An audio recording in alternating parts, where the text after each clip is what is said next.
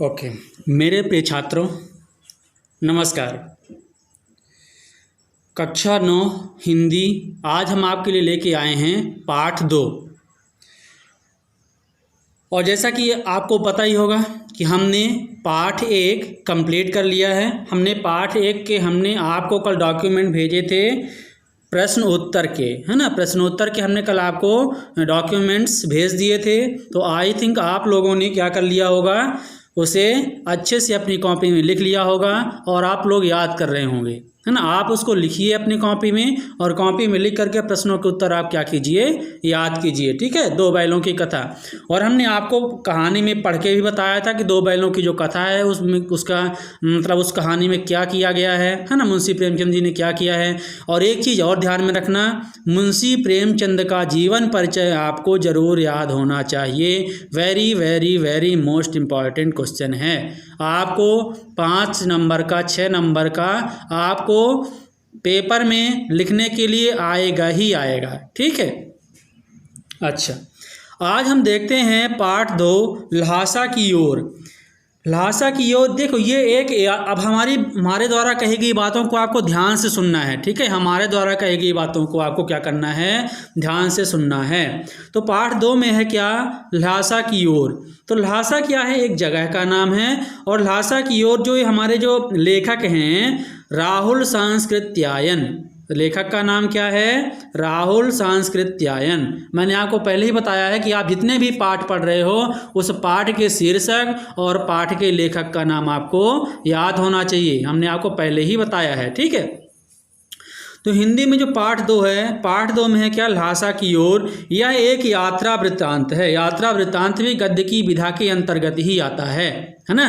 गद्य की, जहाँ आपको गद्य साहित्य का इतिहास और पद्य साहित्य का इतिहास पढ़ाएंगे तो आप देखना इन सारी चीज़ों को हम डिटेल में बताएंगे और आपको टेंशन लेने की बिल्कुल भी ज़रूरत नहीं है। मैं आपको इतनी आसान एवं सरल शब्दों में बताऊंगा कि आपको देखते देखते सुनते सुनते आपको सारी चीज़ें याद हो जाएंगी, जैसा कि अभी आप कर रहे हैं। एकदम देखते देखते सुनते सुनते आपको सारी चीज़ें याद हो जाएंगी। तो हिंदी में आपको टेंशन लेने की बिल्कुल भी ज़रूरत नहीं, बस आप अपनी तरफ से पढ़ते जाएं बस। ठीक है, तो ल्हासा की ओर यह क्या है, यह एक यात्रा वृत्तांत है ना। किसका यात्रा वृत्तांत है, राहुल सांस्कृत्यायन का, है ना।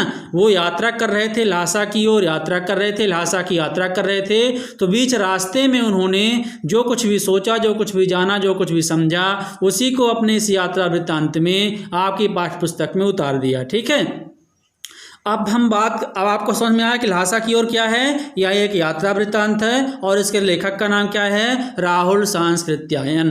अब हम देखते हैं राहुल सांस्कृत्यायन के बारे में। राहुल सांस्कृत्यायन के बारे में जानते हैं। तो भाई राहुल सांस्कृत्यायन क्या है, अब देखो नाम से पर संस्कृत महान ज्ञानी पंडित, है ना। तो ये क्या थे, ये एक पंडित थे। कौन, राहुल सांस्कृत्यायन क्या थे, एक पंडित थे। और एक बार इन्होंने क्या, जब अपने सब शिक्षा दीक्षा पढ़ाई लिखाई सब कुछ कंप्लीट कर ली तो ये श्रीलंका गए हुए थे।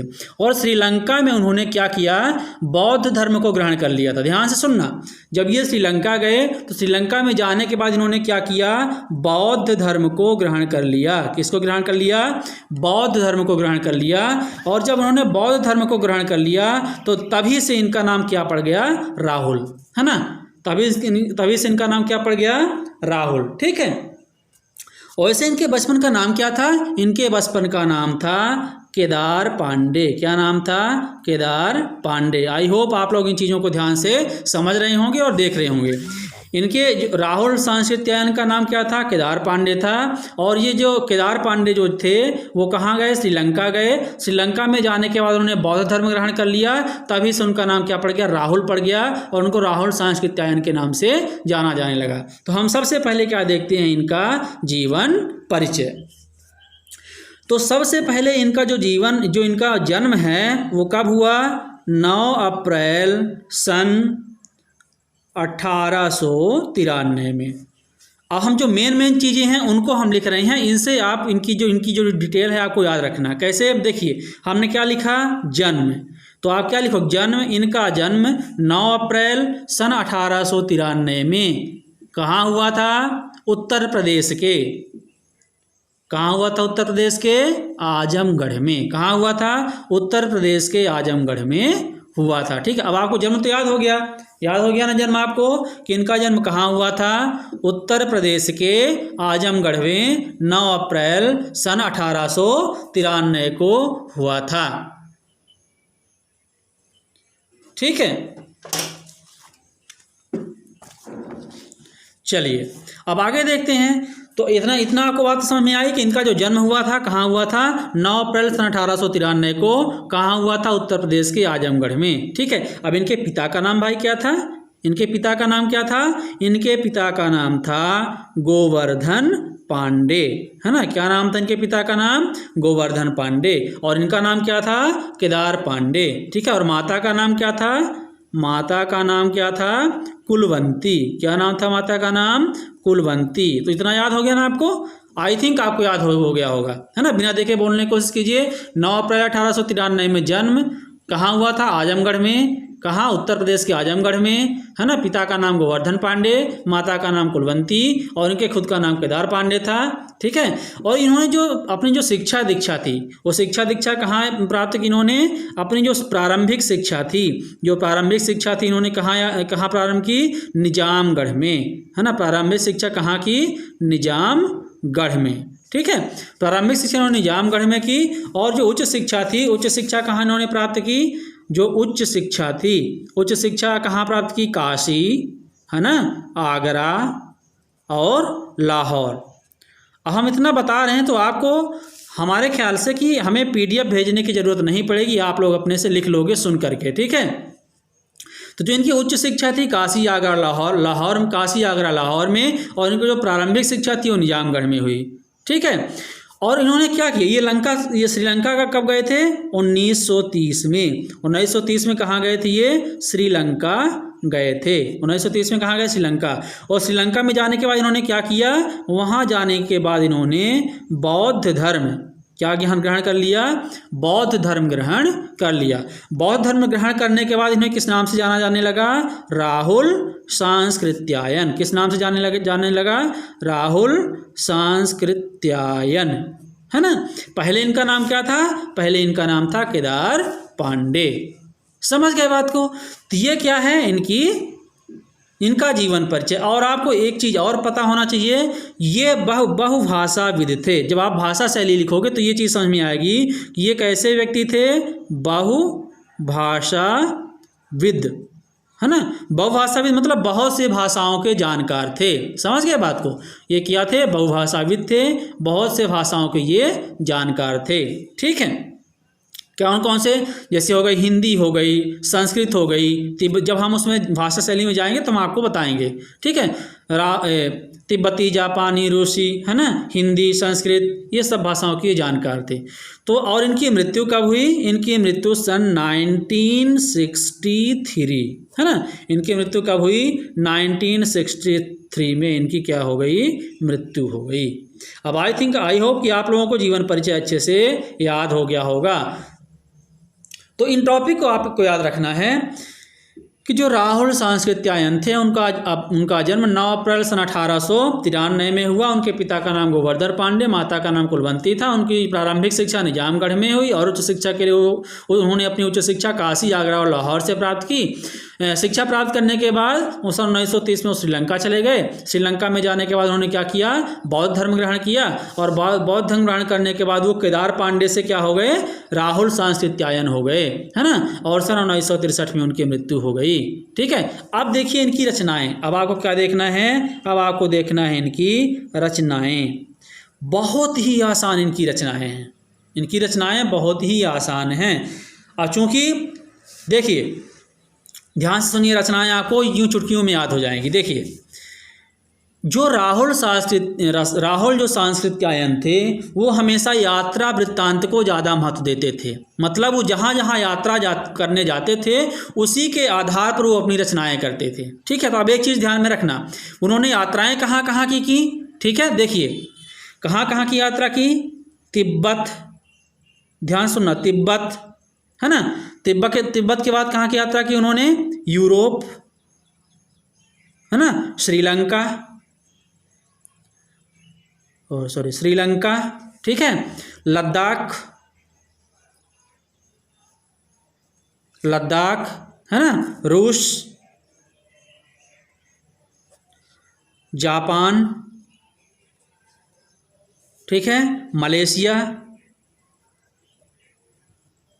ध्यान से समझना इस चीज़ को, ठीक है, बहुत ही आसान, आपको आसान से आपको याद हो जाएगी। देखिए ये कहाँ कहाँ गए, तिब्बत, यूरोप, श्रीलंका, लद्दाख, है ना, तिब्बत, यूरोप, श्रीलंका, लद्दाख, रूस, जापान, मलेशिया की इन्होंने क्या की, यात्रा की। तो अब इनकी रचनाएं देखिए, इनकी रचनाएं सुनिए, मैं रचनाएं बता रहा हूँ। उनकी रचनाएं, मेरी तिब्बत यात्रा, मेरी यूरोप यात्रा, मेरी श्रीलंका यात्रा, मेरी लद्दाख यात्रा, मेरी रूस यात्रा, मेरी जापान यात्रा, थोड़ा आप लिखावट में मत जाना, मेरी जापान यात्रा, मेरी मलेशिया यात्रा। तो भाई ये तो बहुत घूमे, बहुत, मतलब हमेशा घूमते रहते थे, तो मतलब ये घुमक्कड़ किस्म के आदमी थे। जब ये इतने जगह यात्रा की, इतनी जगह घूमने गए, तो हम इनको क्या बोलेंगे, इनको हम बोलेंगे क्या, घुमक्कड़। तो घुमक्कड़ से इन्होंने एक लिखी घुमक्कड़ शास्त्र। क्या लिखी इन्होंने, घुमक्कड़ शास्त्र, ठीक है। तो एक हो गई क्या, घुमक्कड़ शास्त्र। तो ये इनकी रचनाएं हैं। अब आई होप कि आप लोगों को अच्छे समझ में आ गया होगा। जहाँ पर भी आपको देशों और जगहों का आपको नाम लिख देना है और उसी में लिख देना है मेरी तिब्बत यात्रा, मेरी यूरोप यात्रा, मेरी श्रीलंका यात्रा, मेरी लद्दाख यात्रा, मेरी रूस यात्रा, मेरी जापान यात्रा, मेरी मलेशिया यात्रा वगैरह वगैरह। और आपको पता है कि बहुत घूमते थे, घुमक्कड़ प्रवृत्ति के आदमी थे, बहुत घूमते थे, घुमक्कड़ थे, तो घुमक्कड़ शास्त्र, ठीक है। तो इनकी ये क्या है, ये इनके क्या हैं, यात्रा वृत्तांत। क्या है ये, इनके यात्रा वृत्तांत हैं, ठीक है। अब देखिए इन्होंने कुछ उपन्यास भी लिखे। इन्होंने क्या लिखे, इन्होंने कुछ लिखे उपन्यास। इन्होंने कुछ उपन्यास लिखे, उनमें से जो प्रमुख उपन्यास है वो हम आपको बता रहे हैं। जैसे दिवादोष, ठीक है, क्या है, दिवादोष, ठीक है। दिवादोष के बाद सिंह सेनापति, है ना, दिवादोष, सिंह सेनापति, है ना, दिवादोष, सिंह सेनापति, है ना। फिर 22वीं सदी, ये इनके क्या हैं, 22वीं, और उपन्यास भी हैं, लेकिन आपको जो मेन चीज़ें याद रखनी है, 22वीं सदी, ये इनके क्या है, उपन्यास। उपन्यास के अलावा इन्होंने क्या लिखा, कहानी भी लिखी। तो कहानी में कौन कौन सी थी, बोलगा से गंगा, इन्होंने ये भी यात्रा की थी, बोलगा से गंगा की यात्रा की थी, बोलगा से गंगा, ठीक है। ये क्या है, इनकी कहानी है, बोलगा से गंगा। कनैला की कथा, है ना, कनैला की कथा, ठीक है, कनैला की कथा, ठीक है। फिर बहुरंगी मधुपुरी, ये भी इनकी क्या है, एक कहानी ही है। क्या है कहानी, बहुरंगी मधुपुरी, ठीक है, बहुरंगी मधुपुरी। तो ये देखिए उपन्यास, ये यात्रा वृत्तांत हैं, ये उपन्यास हैं, ये कहानी है। इन्होंने जीवनी और आत्मकथा भी लिखी। तो जीवनी देखिए, जीवनी क्या होती है, आत्मकथा क्या होती है, सब गद्य विधाएं हैं और गद्य की विधाएं हैं। जब आपको हम गद्य साहित्य का इतिहास पढ़ाएंगे तो ये सारी चीज़ें आपको हम बताएंगे अच्छे से, ठीक है। तो ये जो जीवनी और आत्मकथा लिखते थे, तो ये जो पुराने यात्री थे, जो आपने इतिहास पढ़ा होगा, इतिहास में जो पुराने यात्री आया करते थे, ठीक है, उनसे संबंधित क्या करते थे उनकी, क्योंकि ये खुद भी यात्रा करते थे, तो जो कई यात्री जगह जगह की यात्रा करने जाते थे उनसे मिलते थे और उन्हीं की ये क्या लिखते थे, ये जीवनी लिखते थे। तो ठीक है, तो जीवनी में देखिए आपको ध्यान होगा, आपने इतिहास पढ़ा होगा लेनिन के बारे में आपने पढ़ा होगा, स्टालिन के बारे में भी आपने पढ़ा होगा, लेनिन के बारे में पढ़ा होगा, स्टालिन के बारे में आपने पढ़ा होगा, कार्ल मार्क्स के बारे में आपने पढ़ा होगा, है ना, कार्ल मार्क्स के बारे में आपने अच्छे से पढ़ा होगा इतिहास में, ठीक है। कार्ल मार्क्स के अलावा माओ त्से तुंग के बारे में ही आपने पढ़ा होगा, माओ त्से तुंग, ठीक है। ये इन्होंने क्या लिखी, जीवनी लिखी है, ठीक है, समझ गए बात को। इन्होंने क्या लिखी, जीवनी लिखी।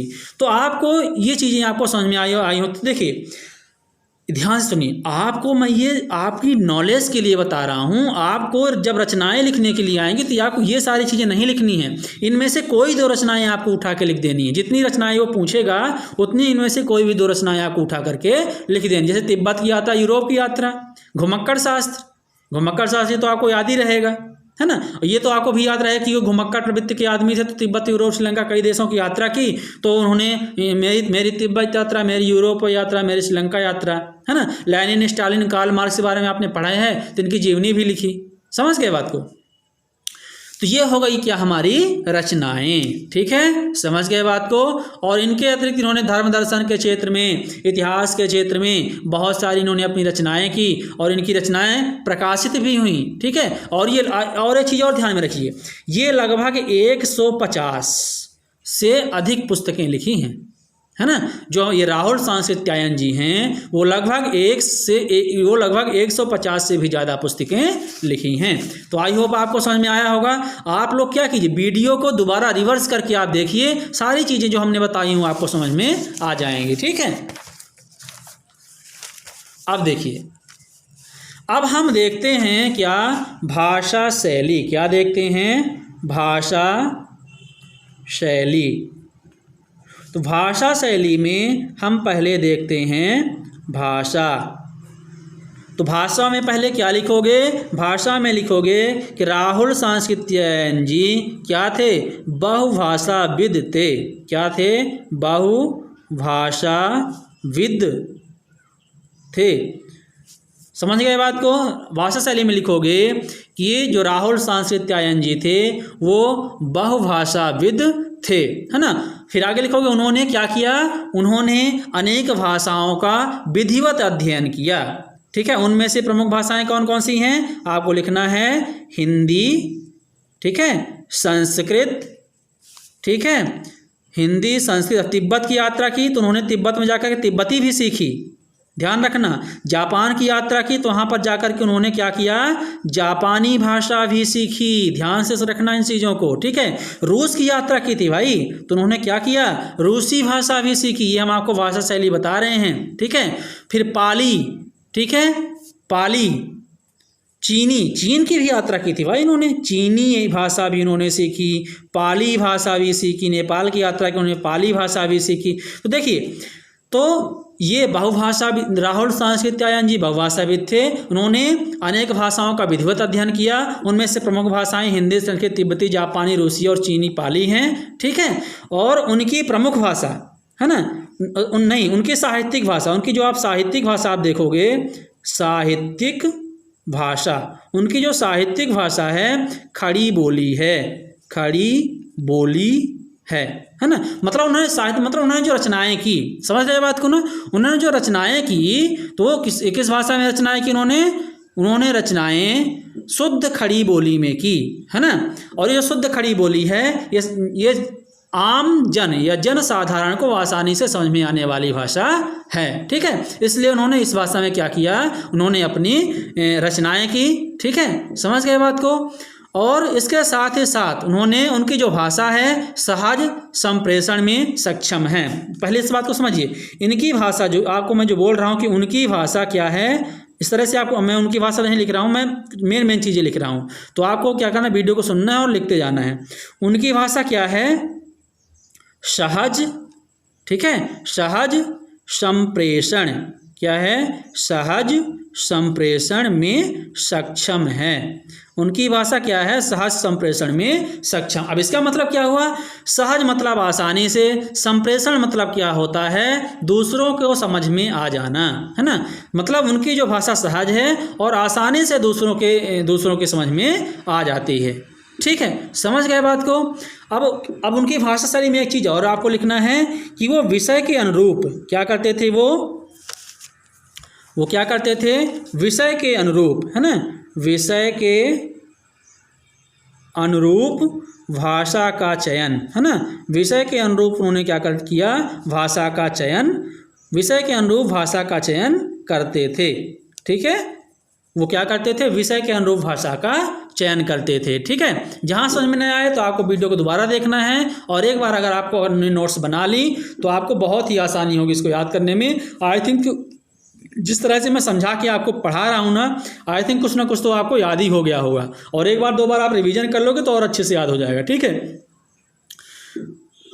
और इन्होंने अपनी भाषा में क्या किया, इन्होंने अपनी भाषा में मुहावरों, है ना, इन्होंने अपनी भाषा में मुहावरों और लोकोक्तियाँ, मुहावरों और लोकोक्तियों का भी प्रयोग किया। तो आपको लिखना है इन्होंने अपनी रचनाओं में, है ना, इन्होंने अपनी रचनाओं में, किसमें, इन्होंने अपनी रचनाओं में मुहावरों लोकोक्तियों का भी प्रयोग किया है। ठीक है, तो ये हो गई हमारी भाषा। हमने इतना लिखा, जब आप इसको लिखोगे तो कम से कम इतने आधे पेज में आ जाएगा, आप बना के लिखोगे जिस तरह से हमने बोला। ठीक है, इसके बाद हम आते हैं किसमें, इसके बाद हम आते हैं शैली में। इसके बाद हम किस में आते हैं, शैली में। अब देखिए शैली में क्या होता है। तो इस भाषा को उन्होंने अपनी भाषा को जिस ढंग से साहित्य में प्रस्तुत किया है, उन्होंने अपनी भाषा को जिस ढंग से साहित्य में प्रस्तुत किया है वह क्या कहलाती है, शैली कहलाती है।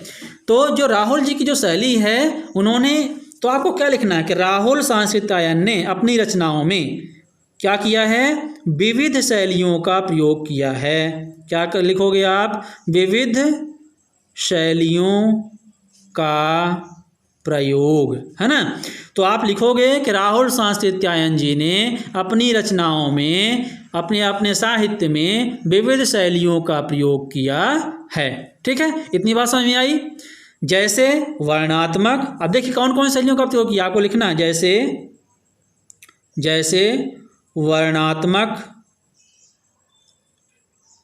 वर्णनात्मक, ठीक है, व्यंग्यात्मक, उन्होंने अपनी रचनाओं में व्यंग्य का भी प्रयोग किया है। ठीक है, व्यंग्यात्मक, ठीक है, विचारात्मक,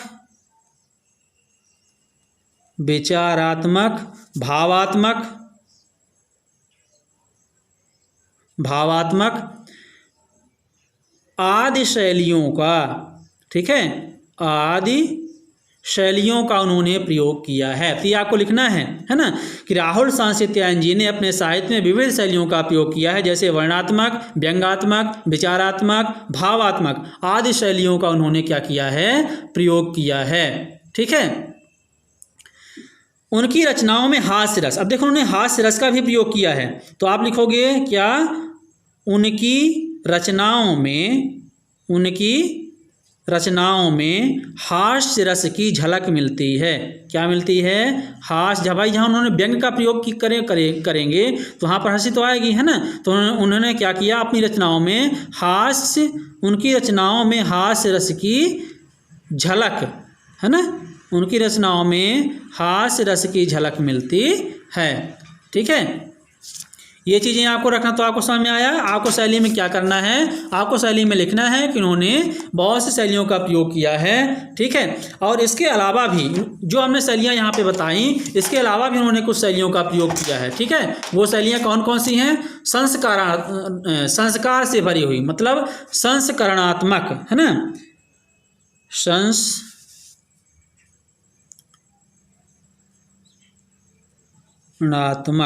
है ना, मतलब उनके साहित्य में संस्कार की भी झलक मिलती है। विवरणात्मक, है ना, विवरणात्मक, ठीक है। और उन्होंने अपने रचनाओं में, आप इसको यहाँ पर कैसे लिखना है, यहाँ पर ऐसे लिखना है कि इन शैलियों के अतिरिक्त, क्या लिखना है, इन शैलियों के अतिरिक्त राहुल सांस्कृत्यायन जी ने संस्करणात्मक, विवरणात्मक आदि शैली का भी प्रयोग किया है, आदि शैली का भी प्रयोग किया है। समझ गए बात को, आदि शैली का भी प्रयोग किया है। अब हमारी ये हो गई भाषा, है ना, हमारी ये हो गई भाषा और ये हो गई शैली। अब आपको क्या करना है, अब आपको लिखना है इनका साहित्य में स्थान। क्या लिखना है, अब आपको लिखना है साहित्य में स्थान। ठीक है, साहित्य में स्थान। देखिए साहित्य में स्थान क्या है। तो अब देखिए, हमने आपको पहले ही बताया कि जो राहुल सांस्कृत्यायन जी थे वो क्या करते थे, यात्रा वृत्तांत से संबंधित रचनाएं करते थे। ठीक है, और जब से इन्होंने अपनी रचनाएं प्रारंभ की तो इन्होंने अपनी रचनाएं किस में लिखी, शुद्ध खड़ी बोली हिंदी में लिखी। इसीलिए क्या किया, क्या बोला जाता है इनको, हिंदी में यात्रा साहित्य के। हमने आपको क्या बोला कि ये क्या कर किया, इन्होंने क्या किया, साहित्य में यात्रा वृत्तांत सबसे ज़्यादा लिखे हैं। ये कहीं मान लो खुद यात्रा कर रहे हैं तो खुद की यात्रा का वृत्तांत कर रहे हैं। मान लो कोई दूसरे यात्री से मिलते हैं तो उस पर जीवनी लिख देते हैं। बहुत अजीब किस्म के ये साहित्यकार हैं। ठीक है, अपनी यात्रा का तो यात्रा वृत्तांत लिखते ही हैं, दूसरे यात्री से मिलते हैं तो उनकी भी जीवनी लिख देते हैं ये। ठीक है, तो इस तरह से इनको क्या कहा जाता है, यात्रा साहित्य के प्रणेता के नाम से जाना जाता है। क्या, किस नाम से जाना जाता है, लिखोगे, राहुल सांस्कृत्यायन जी को यात्रा साहित्य, है ना, यात्रा साहित्य के प्रणेता, यात्रा साहित्य के प्रणेता के रूप में जाना जाता है। समझ गए बात को, के रूप में जाना जाता है।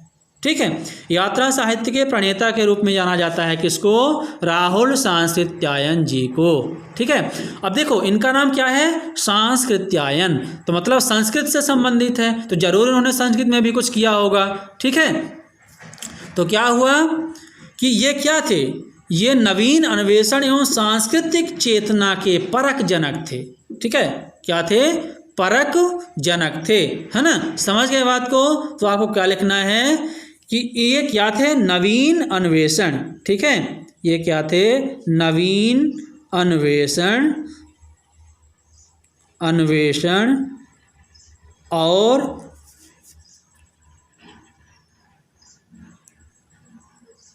और सांस्कृतिक, ठीक है, चेतना के, सांस्कृतिक चेतना के परम जानकार थे, आपको ऐसा लिख देना। ठीक है, परम प्रणेता आप लिख दो, थोड़ा सा अच्छा लगेगा, प्रणेता थे। ठीक है, फिर इन्होंने इनको क्या किया गया, पद्म भूषण अलंकार से भी विभूषित किया गया। साहित्य अकादमी, है ना, साहित्य अकादमी जो हमारे भारत सरकार ने जो साहित्य अकादमी का गठन किया है, वो साहित्य अकादमी के माध्यम से भारत सरकार के माध्यम जो साहित्य अकादमी है, साहित्य अकादमी ने उन्हें क्या किया, साहित्य अकादमी की तरफ से भारत सरकार ने इनको क्या किया, पद्म भूषण अलंकार। इसको आपको ध्यान में रखना है कि भारत सरकार ने क्या किया, भारत सरकार ने उनको पद्म भूषण, है ना, पद्म भूषण पुरस्कार, ठीक है, पद्म भूषण पुरस्कार से क्या किया, सम्मानित किया। ठीक है, क्या किया उन्होंने, उनको पद्म भूषण अलंकार से क्या किया, सम्मानित किया। ठीक है,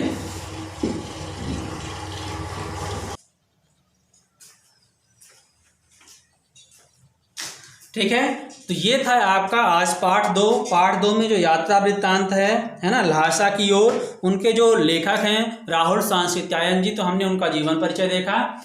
और देखिए अब ध्यान से सुनिए, अब ये जो पाठ का नाम क्या है, ल्हासा की ओर, पाठ का नाम क्या है, ल्हासा की ओर। तो ये ल्हासा की यात्रा पर गए थे। ठीक है, तो ये भी उनका क्या है कि यात्रा वृत्तांत है। कहाँ गए थे, ल्हासा की ओर गए थे, तो ये भी उनका क्या है, यात्रा वृत्तांत है। अपनी यात्रा के दौरान हुए अनुभवों को उन्होंने क्या किया है, इस पाठ में लिखा है। किसमें, राहुल सांस्कृत्यायन ने ल्हासा की ओर। ठीक है, इनका जो पाठ का शीर्षक है ल्हासा की ओर, उन्होंने क्या किया है, अपनी यात्रा वृत्तांत को इस पाठ में लिखा है। आई होप कि आप लोगों को समझ में आया होगा। अब आप लोगों को क्या करना है, ये जो पाठ है, इस पाठ को आपको घर में अच्छे से पढ़ना है। ठीक है, अच्छे से आप घर में पढ़िए, उसको समझिए। ठीक है, और हमने आपको जीवन परिचय बता ही दिया। हमारे द्वारा जो वीडियो को आपको ध्यान से सुनिए, आप वीडियो को ध्यान से सुनिए और फिर क्या कीजिए, जो हमने आपको जीवन परिचय बताया है उसको आप लोग लिखने की कोशिश कीजिए। ठीक है, बहुत ही आसानी से, बहुत ही आसान शब्दों में हमने आपको बताया है, याद भी करवाया है। आपको हमारे वीडियो सुन करके आपको समझ में आया होगा, और इसके बाद आप लिख करके एक दो बार पढ़ोगे तो आपको पूरा जीवन परिचय रट जाएगा। ठीक है, समझ गए बात को। इसी तरह से हम आपके लिए नई नई अच्छी से अच्छी वीडियो आपको लाते रहेंगे। अब आपको क्या करना है, आपको इस यात्रा वृत्तांत को पढ़ना है, अच्छे से पढ़ करके उस पूरे पाठ को समझना है। और हम कल हम आपको इसका क्या कर देंगे, हो सकता है तो हम एक बार एक्सप्लेन कर देंगे इस पाठ को। ठीक है, समझा देंगे, और इसके बाद हम आपको इसके प्रश्नों के उत्तर का जो डॉक्यूमेंट है ना, फाइल है, वो हम आपको सेंड कर देंगे, तो आप इसका प्रश्न उत्तर लिख लेना। ठीक है, और आप लोग घर में रहिए, अच्छे से रहिए और पढ़ाई पर ध्यान दीजिए। इसी तरह से हम आपको साधारण शब्दों में, आसान से शब्दों में आपको हम वीडियो बनाते रहेंगे ताकि आपको आसानी से समझ में आए और अच्छी से अच्छी वीडियो आप तक पहुंचती रहेंगी। ठीक है, धन्यवाद। लेकिन आपको क्या करना है, कॉपी आपको ज़रूर बनानी है और आपको कॉपी भी चेक करानी है। ठीक है, धन्यवाद।